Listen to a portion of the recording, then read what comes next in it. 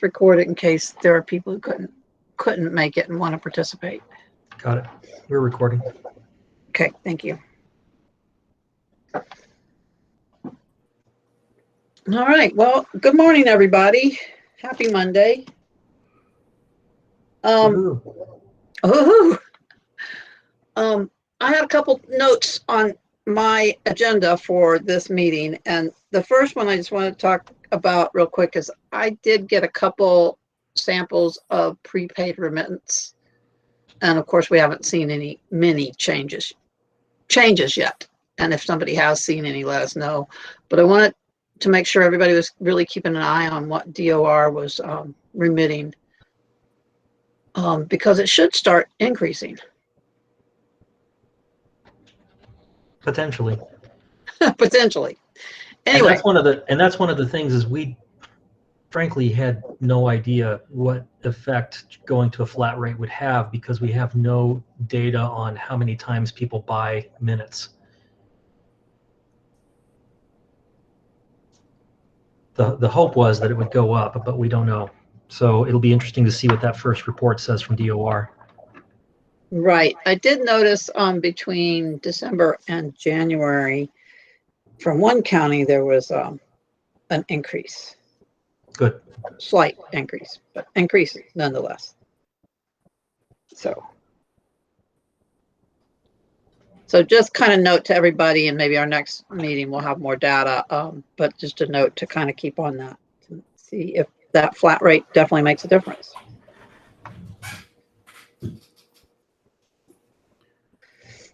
Okay, the next thing I have on our agenda is that when we went through the new rules and the rules workshop, there were a few things that were kind of put on our plate to create for best practices. The first one was a collections form for companies to have. So maybe agreed upon or standard form that I'd like to put on our agenda to make sure we kind of put everything we need. I know that Daryl has a form for the statewide, and that's a start. And Denver has a form that they use. But our legislation does say that we can ask the telephone carriers to use our form and not theirs. So are there any thoughts on what you'd like to see on that form, other than, of course, the line counts and remittance amount? And I personally would like to see them break it out into uncollected, so that we know what was uncollected. Jackie, the biggest problem I have is not seeing the class of service they're providing. Okay, class of service. Jeff, Kurt here.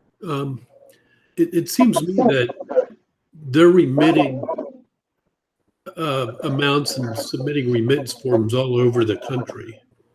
And if there is a form that other states have adopted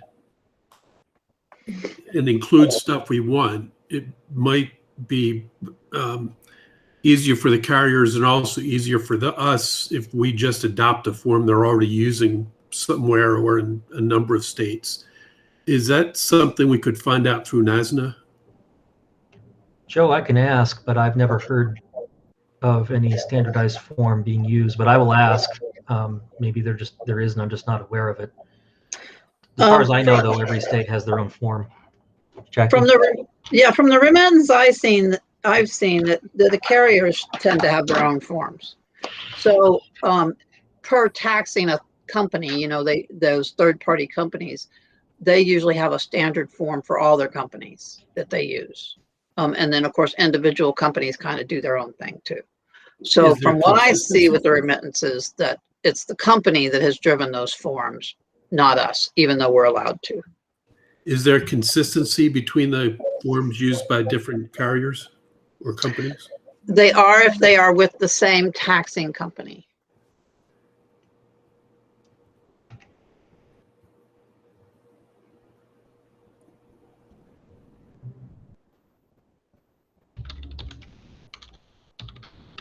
Jeff, you guys use a form, don't you?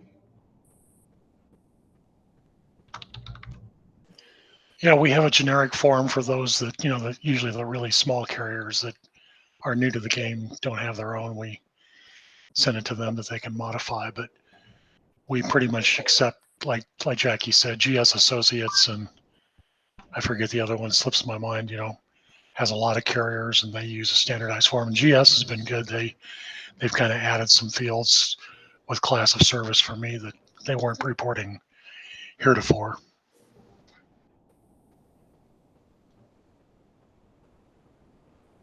So Jeff, would you be willing to share your form? Sure, I can drop, I'll see if I can drop a link in the chat here as we go. Okay. Does anybody else on the call have a form? Like I said, I know Denver does as well, but I don't see Denver this morning.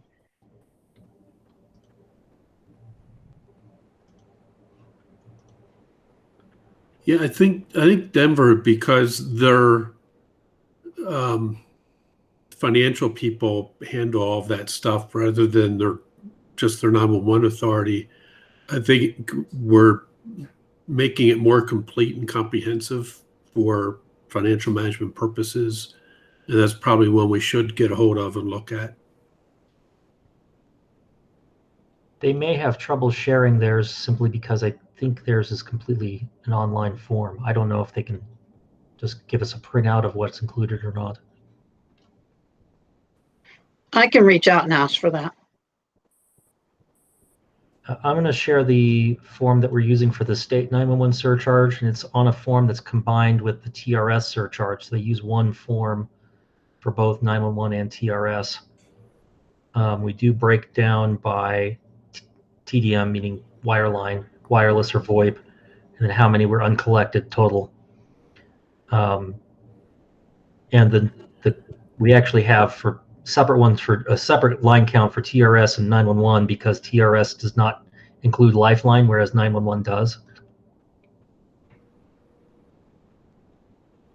And the one suggestion I've heard that I think is really good that I'm just not sure that we can justify putting on this form is breaking it down by 911 governing body, where how many lines are in each. And the numbers wouldn't be quite the same either because the emergency telephone charge excludes state and local government lines that are owned by state and local government, whereas the state 911 surcharge does not. So the line counts wouldn't be exactly the same.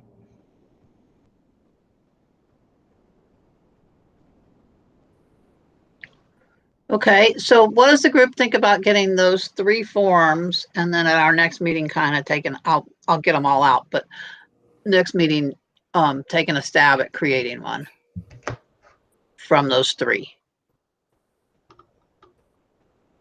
I think it's a good idea. Okay. Kimberly, do you have a form? So we do. I just don't know where it came from, but I'm happy to share it. So I don't think we created it. It's been in use for a long time, but I will get that over to you, Jackie. Great, thank you. It looks like Jeff just shared his by a link in the chat. Okay, I'll pull that up and make sure I have that too. And I'll reach out to Denver. We'll use yours, Lita's, Jeffco's, and Denver's. And then I'll get that out to the group. And then at our next meeting, I'll put on the agenda that any suggestions, and maybe we can consolidate them and make them work for us. Mm-hmm.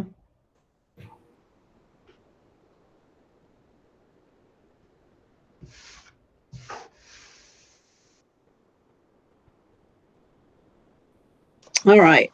The next thing I had was in order to do an audit, authority boards must have policies, procedures in place. And so I was going to ask, number one, if anyone had any policies and procedures for audit. And if not, how do we want to go about creating those so that we have like a best practices? Because we decided instead of putting all that in the rules, that we would create a best practice to put out to people so that everybody could have that in place in order to move forward with audits. And then there was a second piece to that, Daryl. It was what happens if audits are unsuccessful, or what recourse do we have? They have to have an appeals process. Appeals process. Right. I'm looking up the statute now so I can share it. Okay. So, does anybody currently have any policies and procedures in place to conduct audits? So, Jackie, this is Kimberly. No, not for carriers. We don't have a policy that my board has adopted. We have our annual audit we do as a requirement for us, but not as it relates to carriers. We don't have one because it never made sense to audit anybody before financially.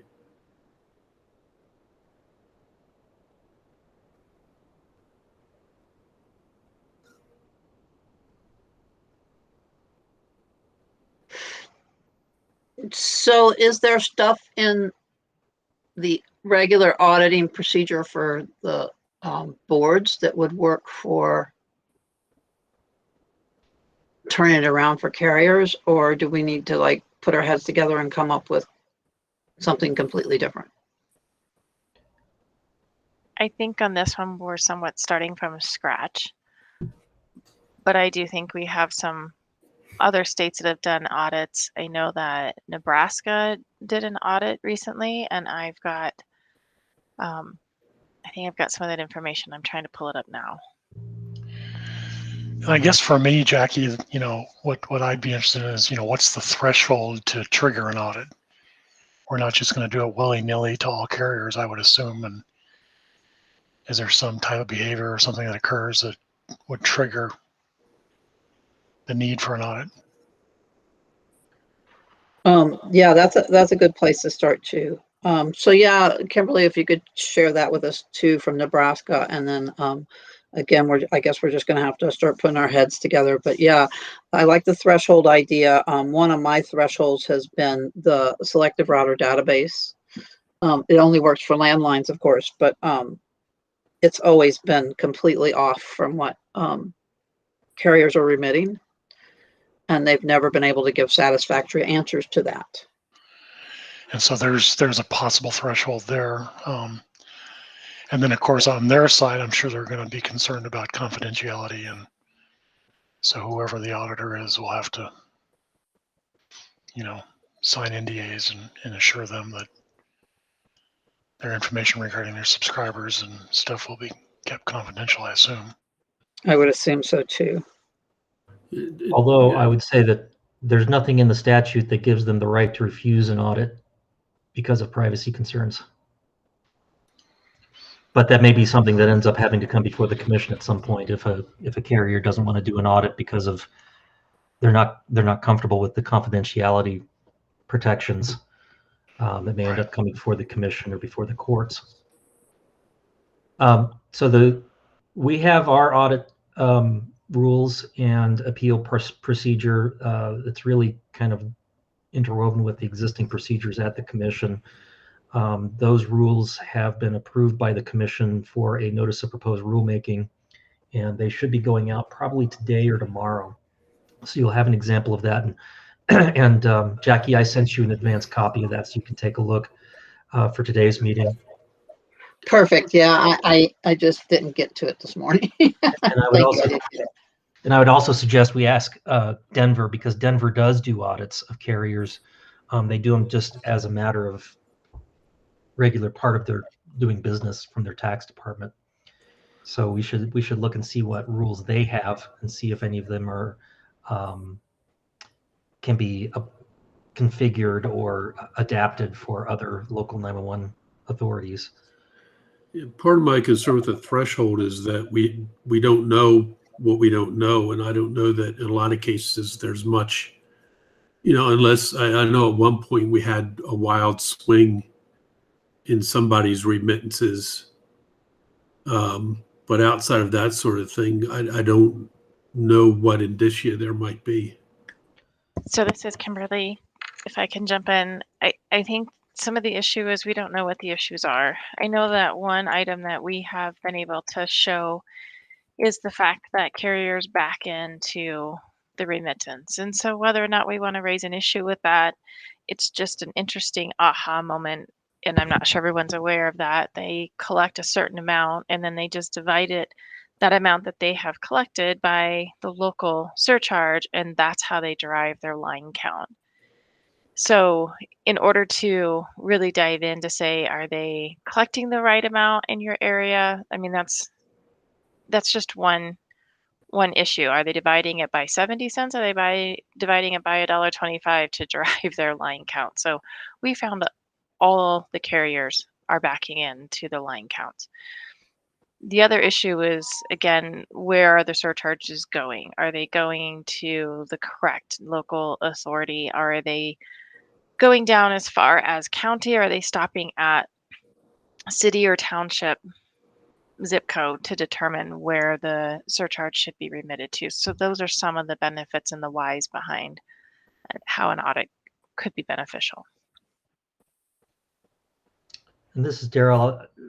Just for people who aren't aware, the commission, under the new statute, the commission and the 911 authorities both have audit authority over the carriers regarding 911 surcharge remittances. Well, for the 911 surcharge, it's the state. For the ETC, it's the state and the local 911 governing bodies both have auditing authority. We're in the process of hiring a 911 auditor right now.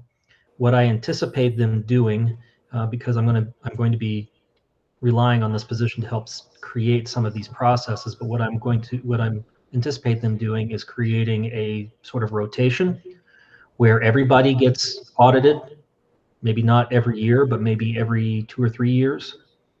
But then also have triggers and other thresholds that might, if they notice a red flag, maybe that bumps somebody up in the list for another audit. So those are the types of things we're going to be looking at doing. And I don't know if the local 911 governing bodies want to go through all the carriers or if they want to just audit carriers based on red flags. But I think you'll also have sort of the state's audits as kind of a backup. If you don't do audits, the state will do audits. Well, I know we have some carriers that remit 1 or 2 surcharges per month, and I don't think it'll be worth auditing them. Right. The other thing, whether they back into it, based on the amount they collect, because I don't think anybody is withholding just their surcharge and not getting notices from a carrier that they owe money. And it may be a distinction without a difference. It may be that they get the same result either way that they do it. And should we make a fuss about it if there would be no difference and it would just cost them more money?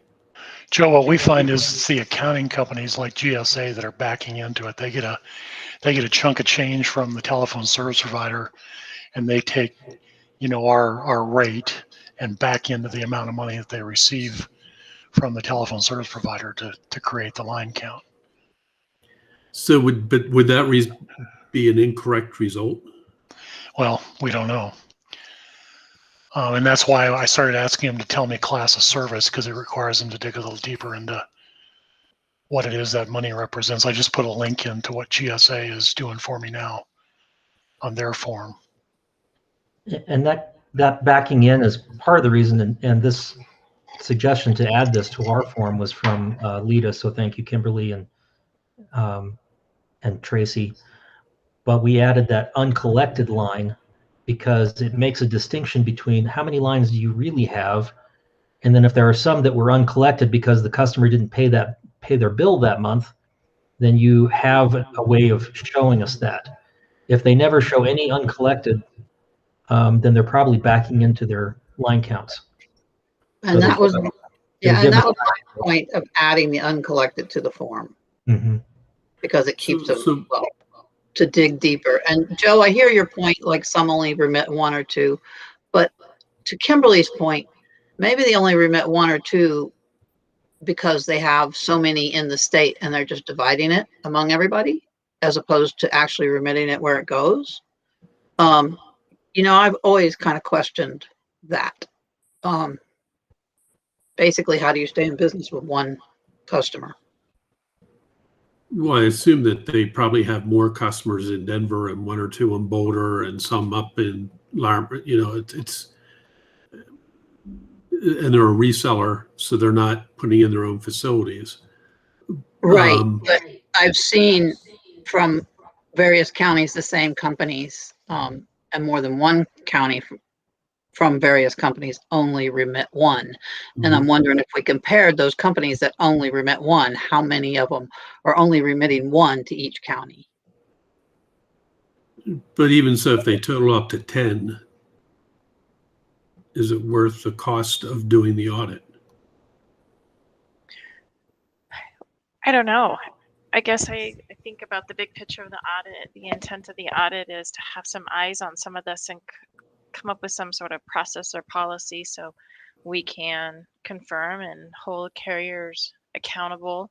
It's easier to ask for an increase or to change legislation when you're able to say we've tried to capture all revenue by having a standard auditing process that occurs every year on a rotating basis, etc. So I think we have to start somewhere. We may change it as we go down the path, but I definitely think that it's valuable.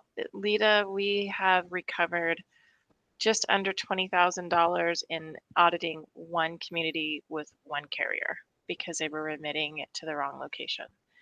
So then it's like, well, how long were you remitting it for? And so there's a huge need here, I think, especially for areas that are communities cross county boundaries. And then Jackie and Daryl, I just sent you all the stuff that I got from Nebraska when we first started contemplating the auditing issues that we were encountering. So you guys have that. It's a lot, and we can send it out to the whole group, but I just wanted to get it to you guys first. Great. And I think what we will do is like put together in categories, because it sounds like we've got quite a few chunks here to tackle as a group. And so I think it'd be best perhaps if we maybe made a list here this week of deciding what we want to tackle first off, because it is complicated and it is complex. And I do like Daryl's idea. Maybe initially we audit everyone and then, you know, and decide from there what it looks like. Well, if I can, I mean, the state, if they're hiring someone to do all of the audits and it's you know, a paid position and not going out to hire an outside agency or somebody to do these audits, then they're not seeing any greater expense for auditing small companies like, you know, Brentwood. Correct. And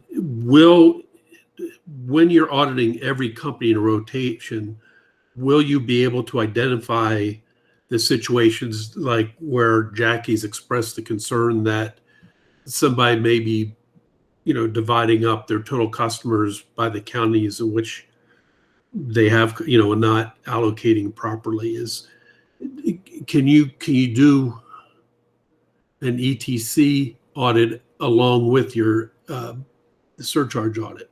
Yes. So the local 911 governing bodies can only audit for ETC. The state has the authority to audit for ETC or the 911 surcharge. And I should say and/or. I don't see the point in auditing just one. If you're going through the process and taking the time up of the company to provide you data, you might as well audit both. So that's my plan moving forward. Would that uncover the kind of concerns Kimberly has where they're remitting a geographical area, a boundary city to the wrong county? Yes. Yes, potentially. And we would involve the local 911 authorities if we see something that looks like a discrepancy, to make sure that we're interpreting it correctly, making sure that if we see that 911 surcharges are going to Weld that we think should be going to Larimer, we're going to involve the 911 authorities to make sure we're interpreting that correctly. But yes, it could potentially catch those kinds of errors. Because we also have another section I think we put in there that we can do specific like spot audits for that kind of thing, or did that go through? No, that's still in there. Yeah, you can request a, and it's in our rules as well. We didn't get more specific with it because we couldn't agree in the rulemaking workshops what the word reasonable means. But it does say that the carriers will provide a reasonable number of example billing for spot checks.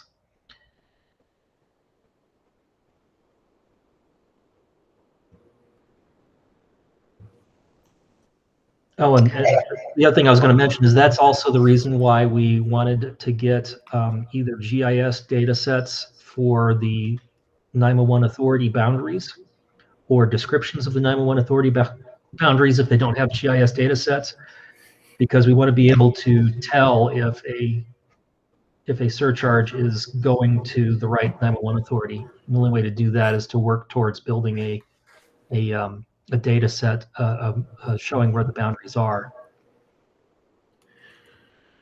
I recall the guy that state IT hired to work on, uh, uh, a database for next gen type stuff, and he was there. He was getting information from different counties, and I think putting them into a common format and stuff. I think I saw Matt get on the call. Do you know if state IT has that kind of GIS data that that the PUC could use? That guy left. Well, I know, but he And- still left his data there. Do you know? I'm not sure that project ever went much further. Okay. No, when that was Nathan Lowry, and when he was collecting Yeah. that data, he was collecting PSAP boundaries, Okay. which don't necessarily match up with 911 authority boundaries.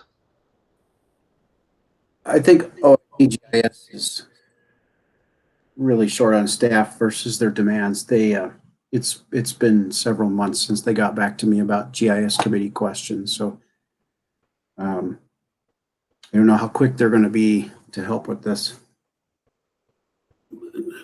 So for the state to use this, do you need for PUC, Daryl? Do you need to have a computer there at the PUC that has the GIS data in it? Do we need to start getting you GIS layers, even if it's not in the rules?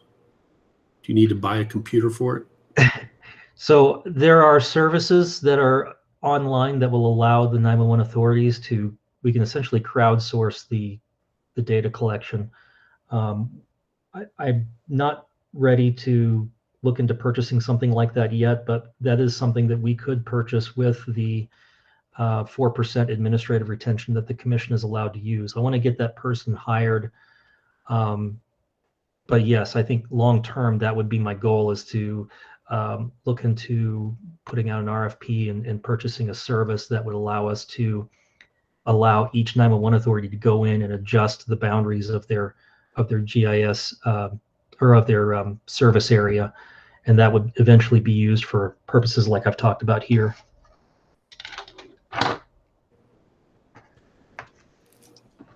Okay, so it sounds to me like we've got a couple things moving forward for our next meetings, and then I do have a couple more things for this meeting. But the collections form, and of course policy and procedure, and we've got information and data for both of those sources. So what I would suggest is us kind of getting that out to the group, collating, and then at deciding. I think we need to tackle the form first, only because I think it will help us prepare for the policy and procedure for audits. But I could be wrong. Does anybody else have a feeling on that?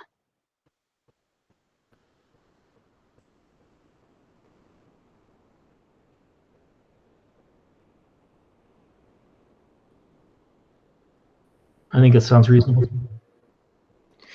Okay, and then after that, let's tackle the policies and procedures, and I'll try to collate all this information and get it out to the entire group so that everybody could take a look at it.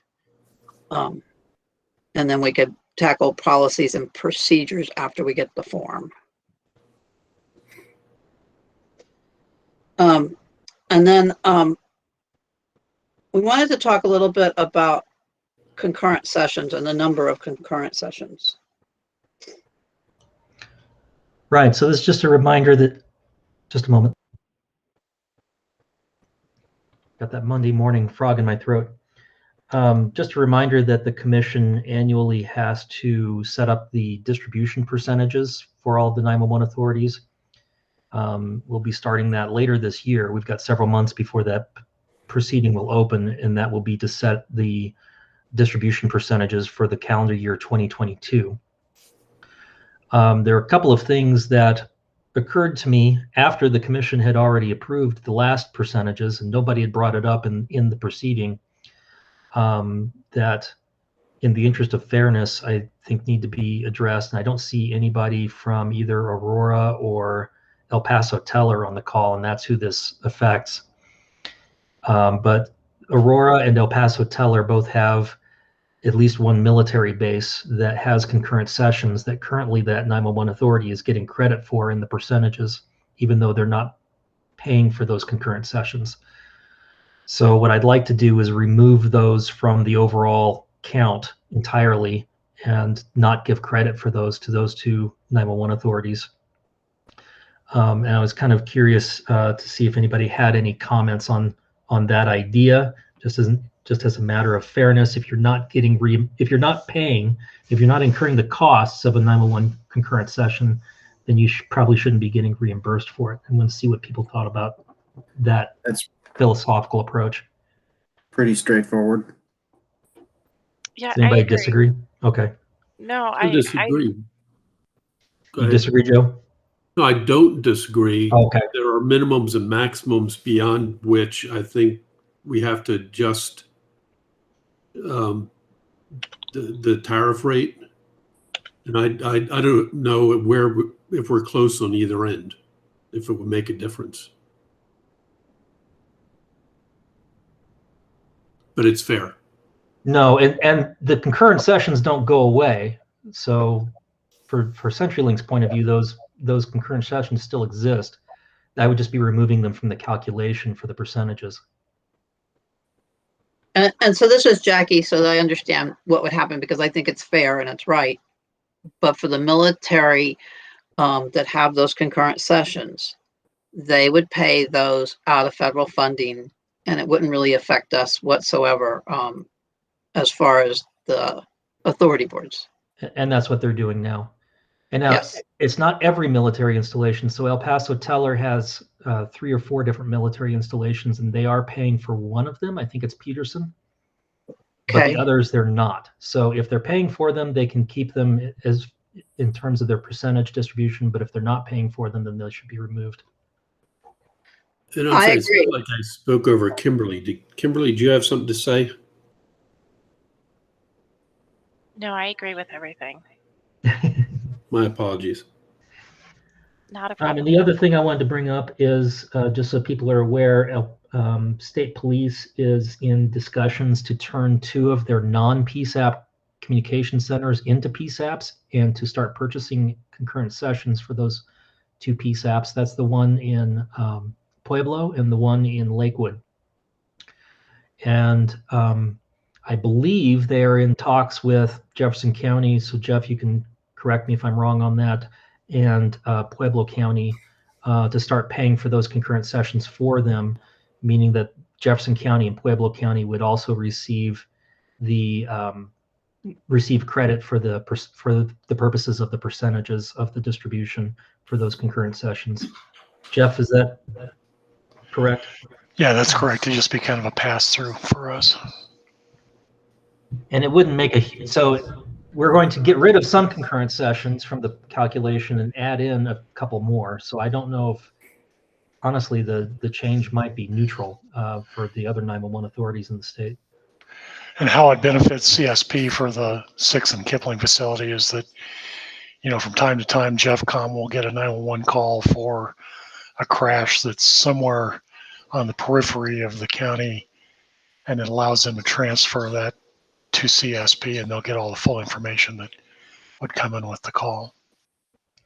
And they're also wanting, because all of the CSP offices use the same CAD system, they're wanting to make it able to roll over for the 911 centers that they do have, which is Alamosa and Craig and San Juan. They can actually roll those over to one of the other CSP offices for data entry, because it'll automatically show up on the CAD screen at the other PSAP.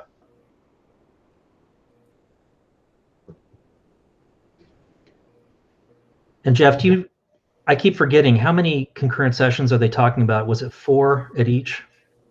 4 at 6 in Kipling. I'm not sure what they're talking about at Pueblo. Okay, I think it was the same, so 4 at Pueblo as well, so 8 total.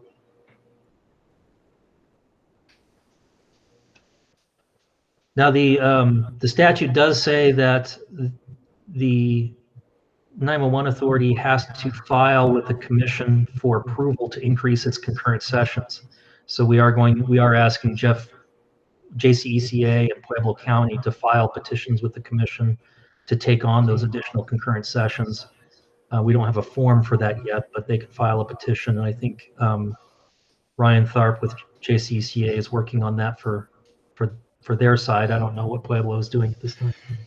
I think Ryan was going to talk to you and see if it'd be possible just to do it all in one petition. Cool. And I don't see why not. It should be something that could be all done in one petition.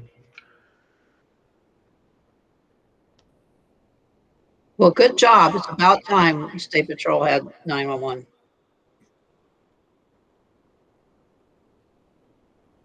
Yep, the only negative I see about it is that the people in the telecom sector, so like Mike Nelson with Comcast used to go on and on about how we have too many PSAPs and we need to consolidate. This will make our number of PSAPs go up by 2, but I do think it's beneficial for being able to back each other up, as well as being able to get anti-alley information from 911 calls that are transferred to them. We're getting an echo from somewhere. Can everybody mute if not speaking?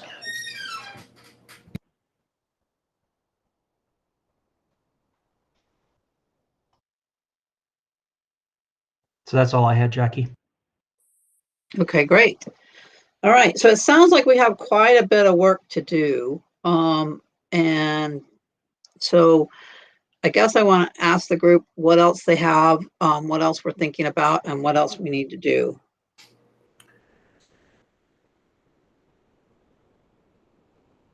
Nothing else being heard. I have a general question. We're at March 1st. What are we seeing with the statewide surcharge collections and how they're meeting projections? Should we be seeing them now? I've been in a PSAP for a year now, so I have no idea, or even in Boulder for years, so I have no idea what they're seeing in collections, or remittances. So February was the first month that we should have received the new rates. And I will get that report from Solix on March 15th. Okay. So how it works in the statute is they pay by the last day of the month after the surcharge was collected. So they collect in January, they remit in February, and then in March, we should start to see those distributions going out to the 911 authorities. And I've been watching the reports from Solix, but that report for February it isn't due until March 15th. So I'll have a better idea then as to whether we're getting the revenues we should be getting. And Daryl, to confirm. I'm sorry, go ahead. Daryl, to confirm, you got the ACH information from the grant process, so do we need to do anything else? Right. So if we had your ACH already from the grant process, we sent that out to everybody and said, if you want a different ACH for your deposits from the state 911 surcharge, let us know. And a few people did, but we've got ACH information for every 911 authority in the state. So unless that changes for anybody, we're good. If it does change, you need to let us know so that we can update Solix, because they have a spreadsheet from us that they're using for those distributions. So I remember there's a thought that you might get remittances early and start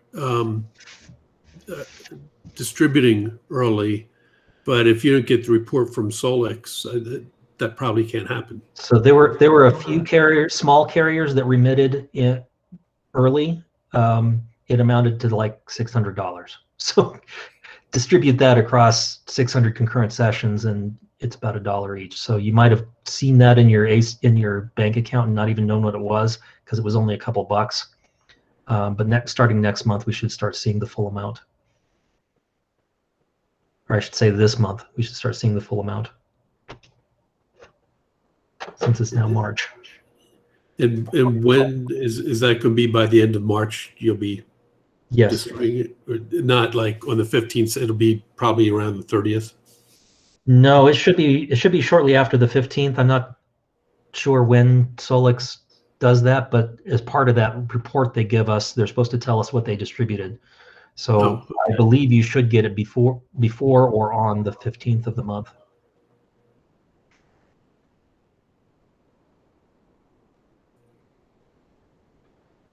I'll be interested to see how it matches our projections.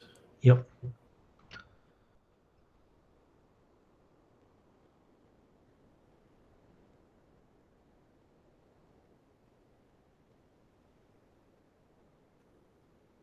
There's a whole lot of quiet. Are we done? I was wondering, I'm the one who's echoing. I'm not sure why. Anyway, I was going to open it for anybody else. And then if not, we'll just try to get this stuff out for everybody and more stuff to read and comment on.